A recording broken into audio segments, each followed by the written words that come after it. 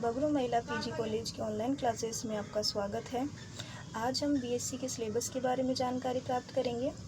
BSc part second 2020 का आज हम सिलेबस देखेंगे। हमारे को पता है बॉटनी के अंदर 3 पेपर होते हैं, paper first, paper second and paper third. Paper first है हमारा molecular biology and biotechnology, paper second है हमारा plant physiology and biochemistry and third paper है हमारा टेरिडोफाइट्स, जिम्नोस्पर्म एंड पैलियोबॉटनी। तो जो हमारा फर्स्ट पेपर है उसके अंदर हमें पढ़ना पड़ेगा मॉलिक्यूलर बायोलॉजी एंड बायोटेक्नोलॉजी। ये 2 टॉपिक है, मॉलिक्यूलर बायोलॉजी अलग है, बायोटेक्नोलॉजी अलग है। मॉलिक्यूलर बायोलॉजी हम बीएससी फर्स्ट ईयर के अंदर लगभग पढ़ चुके हैं, बायोटेक्नोलॉजी हम 12th के अंदर भी पढ़ चुके हैं। अब हम क्या करेंगे, इनको और डिटेल से पढ़ेंगे सेकेंड ईयर के अंदर। ठीक है, पेपर सेकंड है हमारा प्लांट फिजियोलॉजी, जिसके अंदर हमें प्लांट्स के पूरी फिजिकल स्ट्रक्चर, उनके अंदर क्या क्या चेंजेस होते हैं, फॉर्मेशन होता है, उन सभी के बारे में पढ़ना पड़ेगा।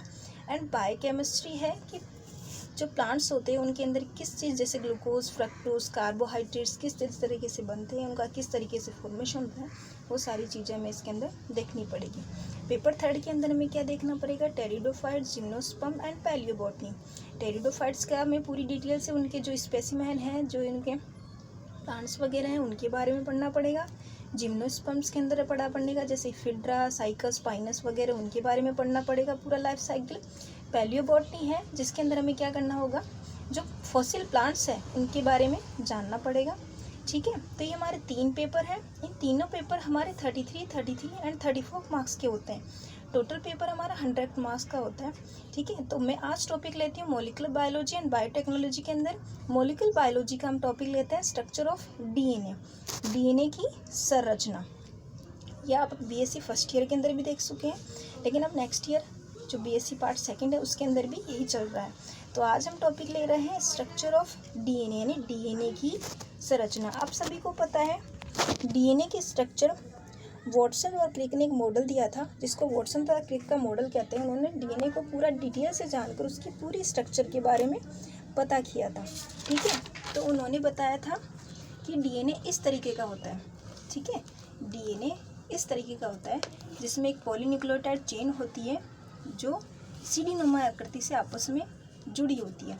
2 न्यूक्लियोटाइड चेन होती है, एक 5 सिरा, एक 3rd सिरा। ठीक है, ये दोनों आपस में एक दूसरे में सीढ़ी नुमा तरीके से गुथे होते हैं, जिसे वॉटसन एंड क्रिक का मॉडल कहते हैं।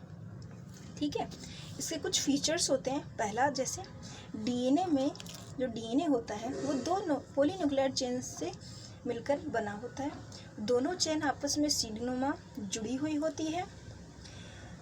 दोनों पॉलीन्यूक्लियोटाइड चेन का फॉर्मेशन छोटी छोटी न्यूक्लियोटाइड चेन जो फास्फोडाइएस्टर बॉन्ड के द्वारा आपस में जुड़ती है, उन्हीं के द्वारा बनता है।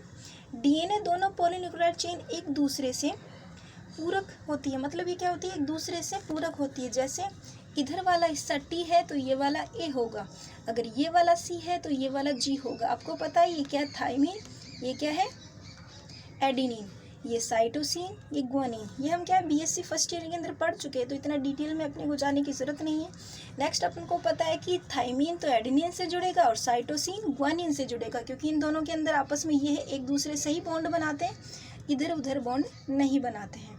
ठीक है, तो हमको पता है कि जो थायमिन है वो एडेनिन से बॉन्ड बनाएगा और जो साइटोसिन है वो ग्वानिन से बनाएगा।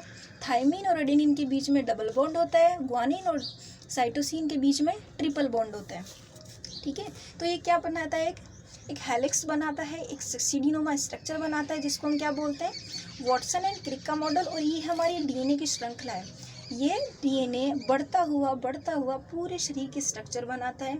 जो छोटी से बेबी के अंदर पूरी फॉर्मेशन होती है वो इसी डीएनए के स्ट्रक्चर के थ्रू होती है। तो सबसे पहले हमारे शरीर की आधारभूत इकाई क्या है, कोशिका। कोशिका कौन बनाता है, डीएनए। तो डीएनए के स्ट्रक्चर पढ़ने के लिए सबसे पहले वॉटसन एंड क्रिक ने मॉडल दिया था। उन्होंने अपने मॉडल का ढंग से अच्छी तरीके से स्पष्ट रूप से वर्णन किया था।